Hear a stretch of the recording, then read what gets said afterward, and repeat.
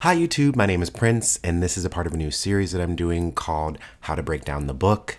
I wanted to do this because I think when people start getting into writing books and thinking about writing books and writing, it can be really hard to conceptualize how to tackle it. It can be really hard to conceptualize writing 50,000, 60,000, 70,000 or more words. How do you plot? How do you find the time?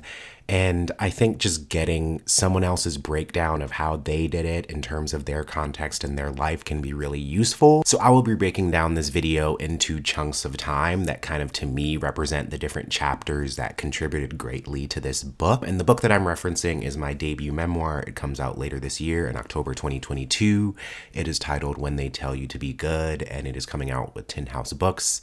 It's a memoir that mines the different eras of queer identity, radicalization, gender, and really unpacking legacies of violence in my family. And let's start with where it all began. Oh my God, it was in 2016. I was living in Seattle. I was sick of living in Seattle. I went to France for the first time, and I was reading a lot of James Baldwin, and I was reading a lot of Memoir, and I was just really inspired by Black activists and Black icons that have written memoir and that have used that as a vehicle to write about history and politics. So I was reading Asada by Asada Shakur. I was reading the autobiography of Malcolm X. I was reading Panther Baby by Jamal Joseph. I was reading so many other memoirs. And I went to France and I was getting radicalized by the protests there. Nuit debout was happening, which was a big labor movement that was happening in France. I was kind of falling in love for the first time, and I was really thinking of what kind of future I wanted. And then later that year, I went to Standing Rock, and that was where the idea started really bubbling around in my head. I was thinking about my father a lot. I was thinking of all these questions I had, and I was thinking writing a book about my life would be really amazing because I know I've had a lot of political experiences. I know I've just gone through a lot of things that have caused me to think very deeply and to want to write in the first place. And so I really just started thinking about what kind of narrative or story can I tell? And that was pretty much 2016. 2017 is when things started to change. The first 3 months of 2017, I was traveling in the Philippines for 3 months. I was doing a YouTube series called Two Woke Minds, and I was traveling with my best friend Eli Hiller. I ran out of money, so I started freelancing online. I started writing on websites like Upwork. I got scammed a few times out of work. I tried teaching English online. And all the while I was there, I started writing an essay about my experiences working in Montana, about the racism that I faced. And that ended up being my first pitch that was accepted by an editor.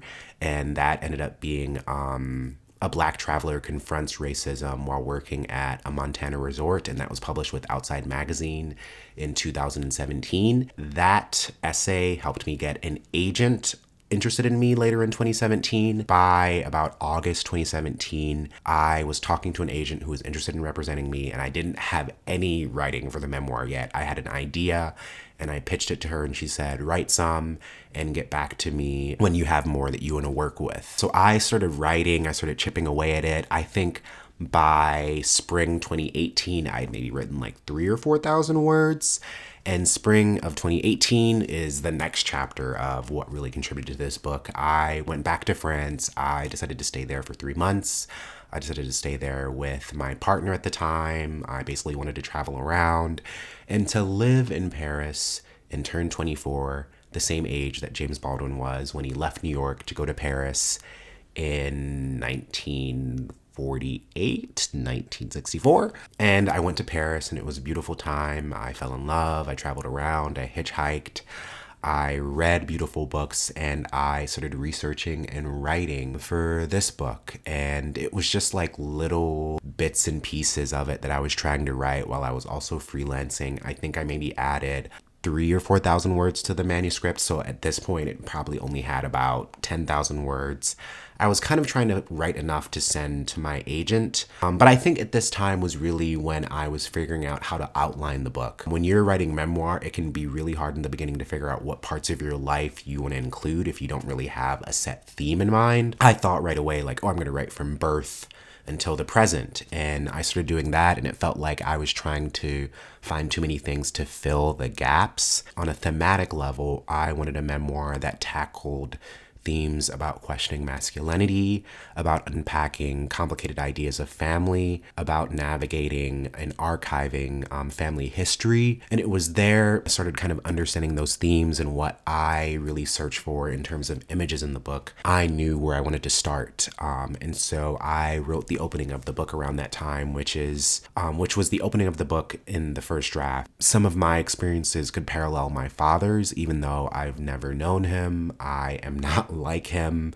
We have drastically different lives, but I think on a father to son level, it is interesting to look at what images are similar when you lay your lives alongside each other. And so I think with that kind of theme or pursuit in mind, it really helped me dig into the book and think of the moments in my life that have shifted and crafted my masculinity, my notions of family, my sense of trust in the world and myself. And having that really propelled the book forward. While I was writing this book, what this book was about changed, and that change was really painful. I won't go into it in this video because it is a big part of the book, and I don't want to spoil it for people that are going to read it. As a cancerous someone who is very much an empath, I think I had to do a period of grieving to figure out what I'd lost, and how this book was helping me confront what I'd lost is a really painful, but also a really beautiful and necessary process, especially when you've lost a parent, when you've lost someone and you go through cycles of grief. It doesn't really end. And I think what was beautiful about this process of this book is that it helped me enter and understand this new kind of space and relationship that this book helped me have with my father. No, I didn't. Oh my God, I'm forgetting my old life. The next chunk of this is the year of 2019. So 2019 is a whole new year. I'm freelancing, I'm hustling. And then again in the spring, I go back to Europe because I want to visit my boyfriend again at the time. I have a friend that's getting married, and I also have just like more time and space there to write.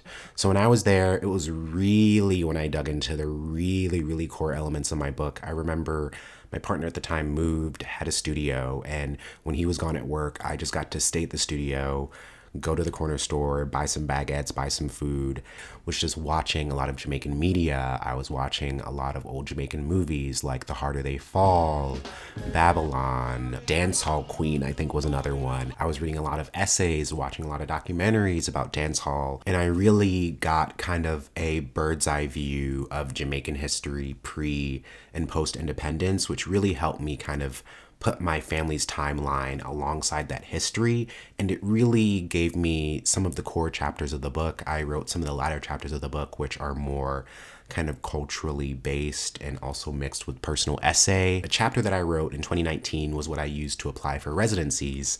And come around August 2019, I got a notification that I was accepted to Sangam House Residency in Bangalore, India. Flew all the way across the world, and I landed in Bangalore, India late at night. And I got to stay in this beautiful house off of this busy street. But Sangam House was beautiful. It was my first residency experience. I continue to say it was perfect in so many ways. I ate lots of good food. Me and Manan and Reiji stayed up late drinking lots of Old Monk. We got to go to wedding celebrations. We went on field trips. And I added about 35,000 words to my book. I had an outline. I knew what I wanted to tackle, and I really dug in. My perspective was, this is all first draft. I'm tackling this. I'm writing as much as I can. And I really got into the zone. Sangam House was where I was writing sometimes at 3 a.m. I mean, it's really when you're in the zone in a book that you can wake up and just be like, I need to write this right now. And that happened so many times there. There were so many times where I had discussions with Reiji and Manan where something that we talked about leaked into the book, and it helped me gain perspective. I also got to do a talk there. That's also on YouTube. I will link that up here in the corner. After coming back from Sangam House, I was still writing. I was still kind of like, when am I going to get an agent? And luckily around, I think it was February or March of 2020, I had an agent reach out to me, someone from Ladderbird Literary Agency. Every Sunday, me and my agent would meet up on FaceTime and we'd read through a chapter aloud. And we did that pretty much for, it had to be like 4 months or 5 months or maybe even longer. And this process was really amazing because When I was getting to the end of the book, I was really trying to figure out how to distill new pieces of information that I'd learned and not be inauthentic in how I tie myself to the explorations of family identity that I do.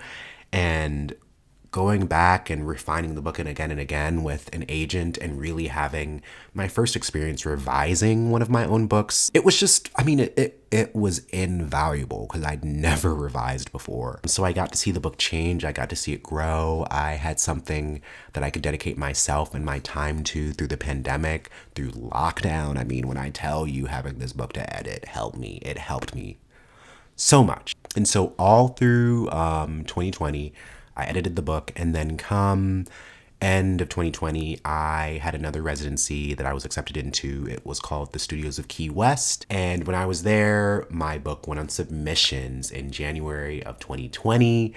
And submissions was intense. People just sounded like they knew they weren't the right person for it. Which to me sounds like, for this little last chunk of the video, I'm going to explain how I went from submissions to having sold the book. So I went on submissions in 2020, January 2020, and submissions for me lasted until August.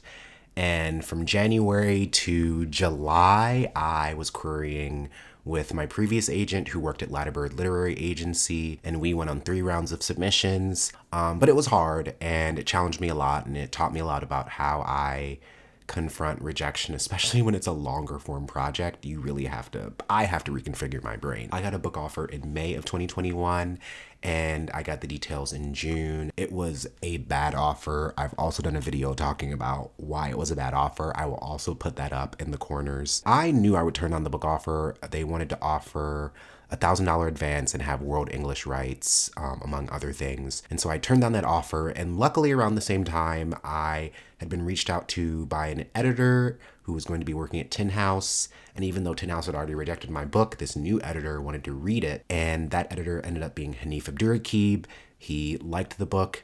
He told me in August of last year. I signed my contract in October of last year, and I made the announcement in November. I hope you enjoyed this video of me breaking down the different chapters of how I wrote my debut memoir. If any of you are interested in being notified when you can pre-order, check out the link in the description. I think this is kind of a video I wish I would have seen when I was younger, to kind of get an idea of how writing a book can take even longer than it took for me to write and revise it. And everyone's journey is different, and this is just mine. So go at your own pace. And till next time.